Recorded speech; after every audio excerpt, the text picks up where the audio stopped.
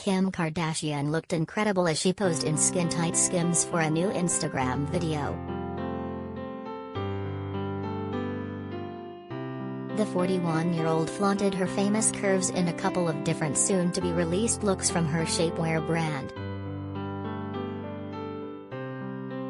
Speaking in the clip, Kim said, "Okay, kind of obsessed with the Skims faux leather."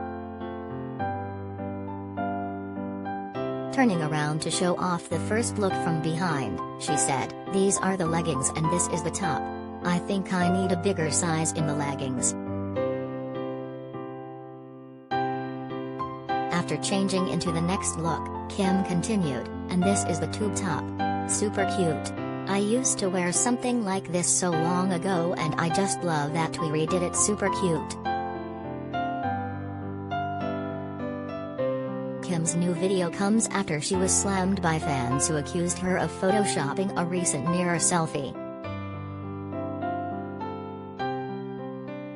The Goop star's fans noticed that the top of her phone case was warped and had a curved line, a telltale sign of editing. Kim pouted and flashed a peace sign while posing in a baggy cream sweater in the photo, which was taken in a bathroom.